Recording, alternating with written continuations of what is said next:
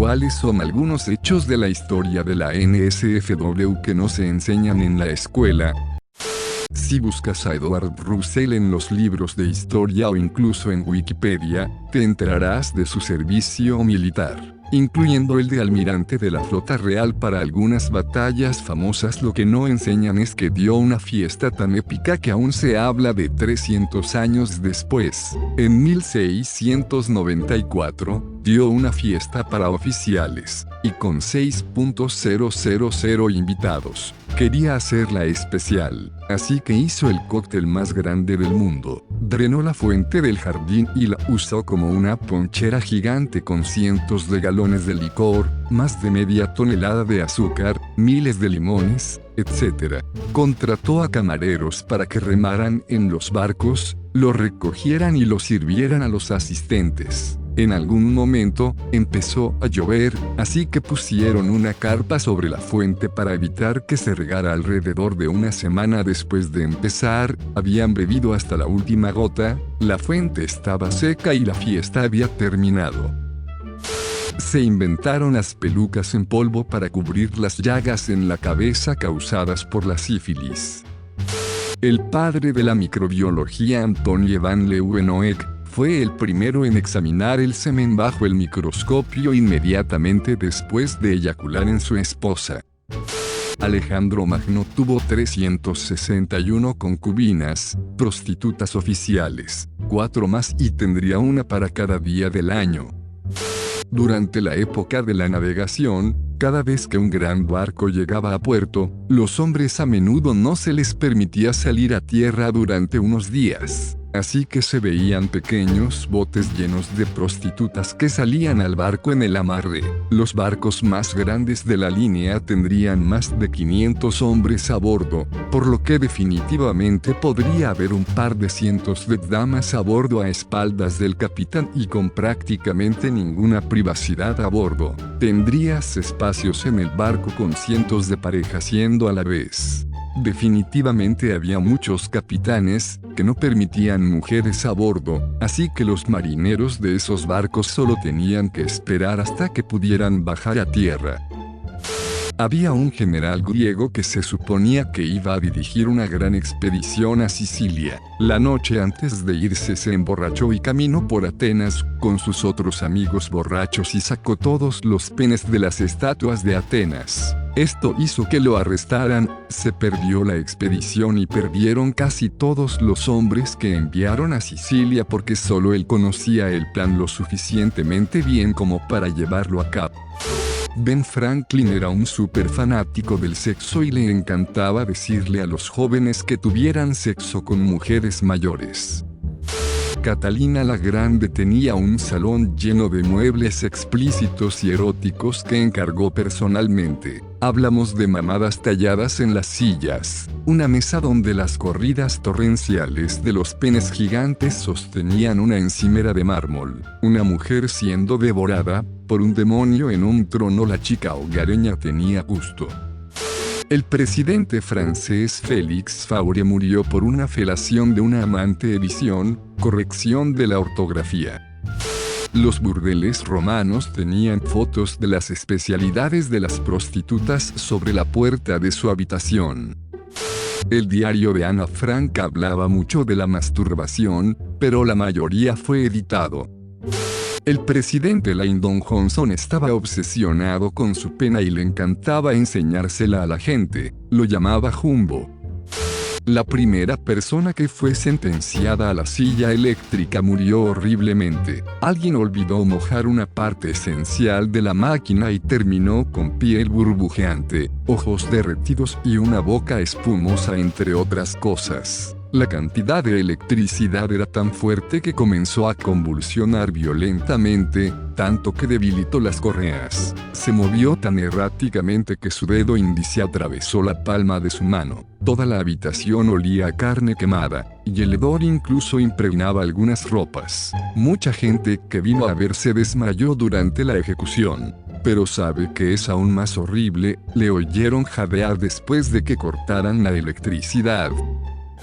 El ejército alemán recibió metanfetaminas durante su invasión a Francia, Bélgica, Países Bajos en 1940. Esta fue la otra parte de la guerra relámpago de la que no se habla realmente. Durante los primeros 3 días el ejército alemán avanzó sin descanso, sin detenerse ni dormir durante 3 días seguidos. Si te cansabas, te daban más metanfetaminas. La droga también puede haber jugado un papel en el por qué las divisiones Panzer se negaron a parar incluso después de que el alto mando se lo ordenara varias veces. Solo dejaron de avanzar cuando Hitler personalmente ordenó el cese. Un ejército de nazis drogados con metanfetamina derribó el ejército más grande de Europa en pocas semanas. Edición Netflix tiene una buena serie de documentales sobre ello ahora. Pocahontas, de 12 años, solía entretener a los colonos blancos con volteretas desnudas. Esta es en realidad una de las pocas cosas que sabemos de ella que es indiscutible. Cleopatra fue apodada Regina Meretrix, la reina de las prostitutas. En la batalla de Agincourt la mayoría de los arqueros ingleses lucharon sin pantalones porque tenían una grave diarrea y se cagaban literalmente mientras luchaban. Ellos también ganaron. Los griegos estaban muy metidos en la sodomía en ambos sexos. A las mujeres solo se les exigía ser vírgenes por vía vaginal antes de casarse, cualquier otro orificio era un juego limpio. Los arqueólogos encuentran mucha caca y muchos consoladores. Jenny Wade era una prostituta y una madame. No era un alma amable y generosa que atendía a los heridos de ambos lados de la batalla de Gettysburg. Ella estaba ofreciendo sus servicios a ambos lados cuando se hace el recorrido en autobús con audio grabado. El narrador que narra el recorrido se supone que es un veterano reflexionando sobre la batalla. Cuando pasas por la casa de Jenny Wade, todavía en pie, dice algo así como, esa es la casa de Jenny Wade. Jenny era amiga mía, era amiga de muchos, siempre me gustó ese sutil asentimiento. En el siglo VI un filósofo llamado Peter Abelard desafió las enseñanzas de la Iglesia sobre la moralidad sexual señalando que ninguna ceremonia del hombre podía hacer moral un acto inherentemente inmoral. El acto tendría que ser ya generalmente moral. Por lo tanto, el sexo antes del matrimonio no podía ser considerado un pecado mortal. Se enamoró de la mujer equivocada y le cortaron las pelotas.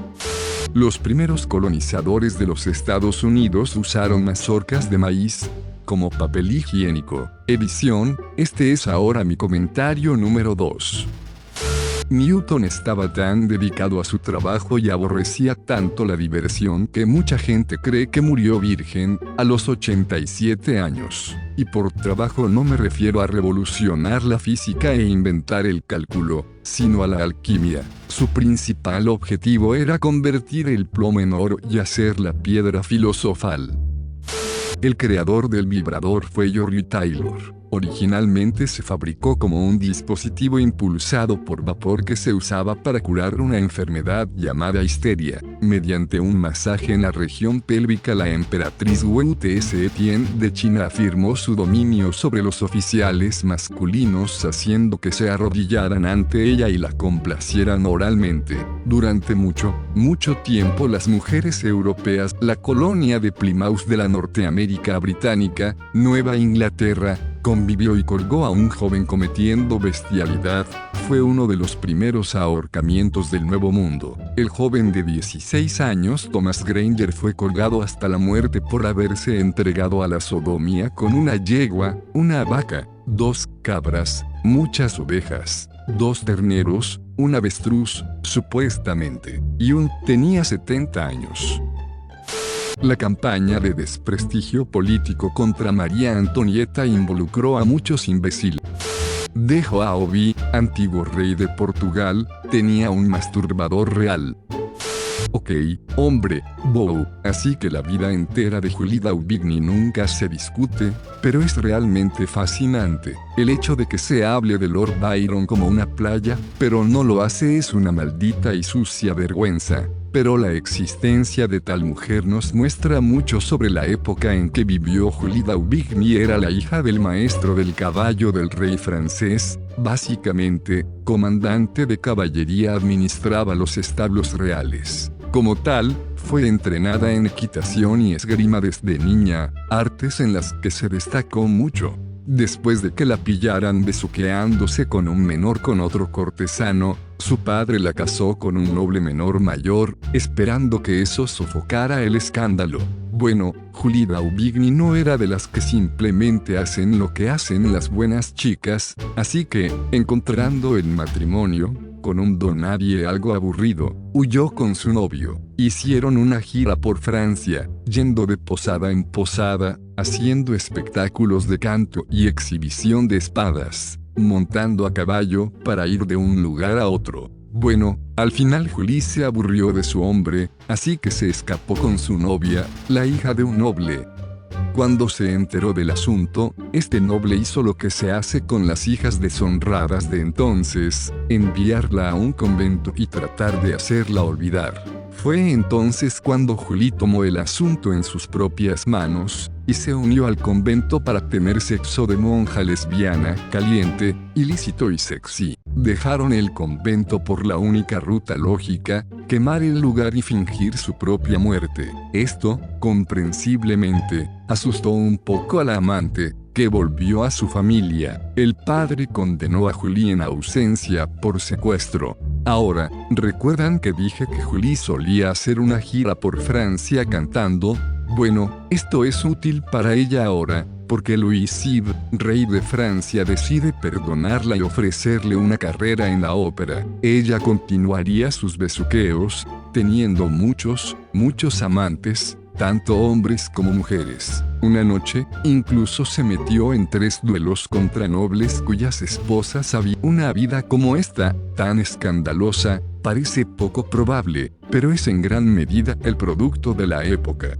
El rey francés de la época intentaba separarse de la influencia de la iglesia, así que tener una dama cuyo estilo de vida era tan controvertido e inaceptable para las instituciones religiosas, es básicamente una prueba de que el rey estaba dispuesto a pasar por alto tales cosas si un artista de buen calibre podía ayudar a promover el prestigio de su corte. Bastante genial, y en general una historia divertidísima.